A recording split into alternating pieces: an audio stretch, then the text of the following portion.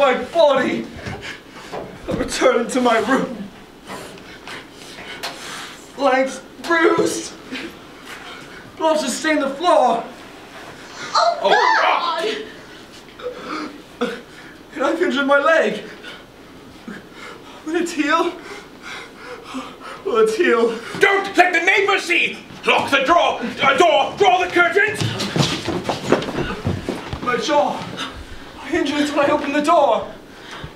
I know I injured it because a brown ooze fell from my mouth, tripped over the key and onto the floor. The chief clerk! He must be soothed, detained, won over! The entire future of the family and Gregor depends on it! He mustn't return to the warehouse in this frame of mind. Follow him! He's partial to women and will be guided by you! He's already down the stairs. He's in the street! He takes one last look backward.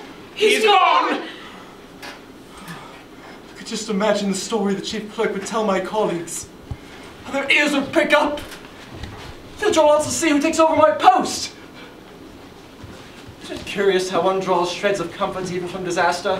The fact that I was now the center of attention gave me no small tinge of pleasure.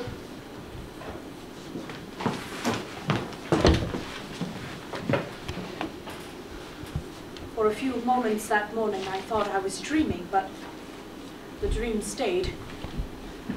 What a quiet life our family's been leading. As he sat there in the darkness, staring out. I could only feel great pride that he'd been able to provide for his sister and parents in such a fine flat. They'll think Gregor's deserted them. They'll worry. But what if all the quiet, the comfort, the contentment were to end suddenly in horror? If only we could have sat down quietly and discussed a solution. The chief clerk created the panic. I must keep moving. I must crawl up and down my room. Shh, shh. Listen. What? You hear? He's moving about. He must have woken up. Poor Gregor. He must be terribly thirsty. He hasn't had a thing to drink all day. I'll give him some milk. He likes milk in the evenings. Oh, God. Mother, that doesn't help. It doesn't help for us to be upset. It will only make him upset too if he hears you. Yes, yes, of course. Must be strong. He'll be hungry too. What do you think he eats?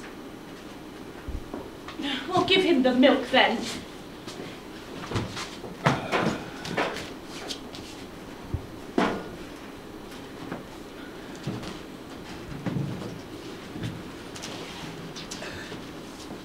Gregor!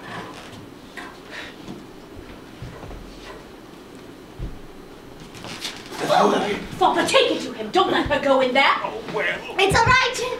I'll do it. Just give me a minute more. Father, are you just going to sit there and let your daughter go in there? You go in there then. You're the one crying over him. He's still your beloved son. Our son? Our son? Not that creature there. How can you call that our son? Our son has left us. Don't say that. He's coming back to us. We can't desert him now that he needs us more than ever. What can he be thinking in there that we find him disgusting? We must never show him that. We mustn't feel that. No, never. Well, listen, Mother, he's probably starving. We'll go with you. Gregor, here's some milk for you.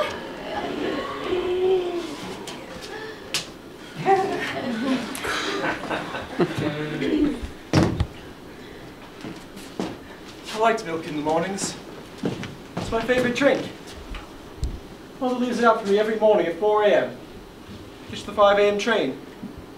Daily. Sell lots, lad. Goodbye, Father. Good luck, Gregor. Goodbye, Greta. Don't forget to drink your milk. No, Mother. Nice fresh basin of milk with little white sops of bread in it.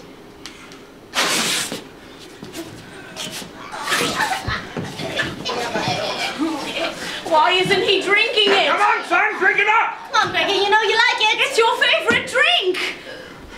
He's probably ashamed to drink it with us listening to him. Let's go away.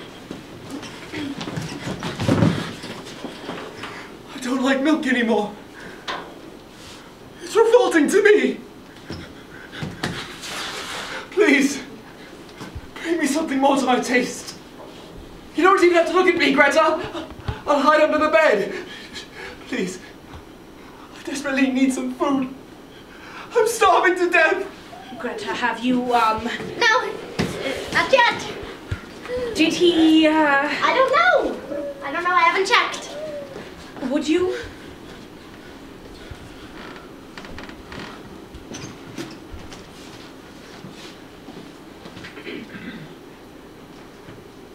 What is it?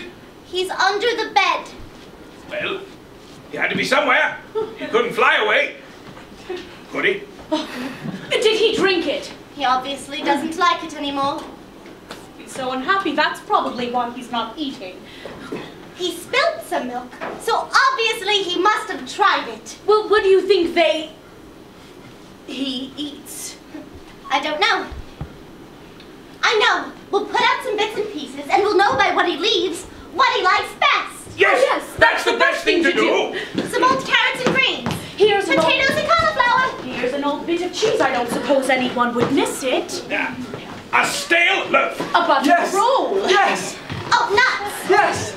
Raisins. Yes! Apples. Yes! That should be sufficient. How about the remainder of last night's stew? Oh, yes! That's got some nice white sauce on it. He'll probably like that. Oh,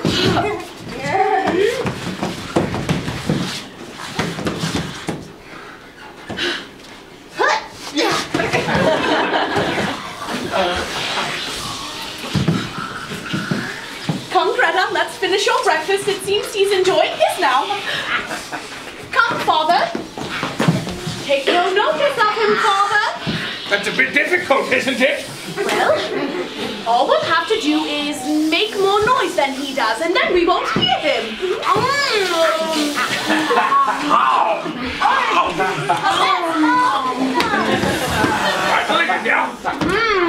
Oh, I could weep with joy and satisfaction. God, I was starving. Oh, I like the little bit of cheese particularly. I couldn't stand the smell of the fresher food. And my wound's healed. I must be less sensitive. A cut on my finger once took an entire month.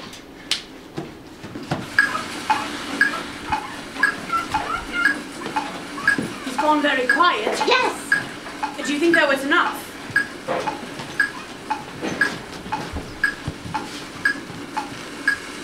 I think so. He even ate the old bit of cheese. Oh, good. The rest he left in a pile. Clean his room, Greta. Okay, turn his key. That's the signal to retreat. He's under the bed again. His body is so swollen he can hardly breathe. Never mind. His eyes are bulging out of his head. Greta, clean his room. Put what he doesn't eat in this bucket. Quiet! I don't want to hear anymore. Do you understand me? No more. Do not raise your voice in this house. I'll raise my voice if I want to. It's my house. My house. Is it? Gregor installed us here while you yourself retired from work. We had to depend on him for money. We could have never afforded it without him. A horrible thing if a son supports his parents in their declining years. I've kept you both long enough. Please don't, Father. Why are you angry? It doesn't solve it. I don't care if it solves anything or not. I can't sit at the table and enjoy my breakfast without hearing him scratching around. Greta, in the future, feed Gregor before we get up. Yes, Mother. We wish to spare your father as much anxiety as possible. You know how I like to enjoy my breakfast. Eating the rolls all hot and crisp from the bakery, and the smell of an early morning newspaper and coffee smells. I don't have much to look forward to in my life, but that is one of them. Greta won't feed him anymore in your presence. All right, you don't have to speak to me as if I was some idiot you have to humor. Well, don't you think, instead of avoiding the subject, we should discuss it? Yes, Greta, how sensible. You see, if we bring our ideas together and put it out to the open, I think we could solve everything. Yes, if only we could.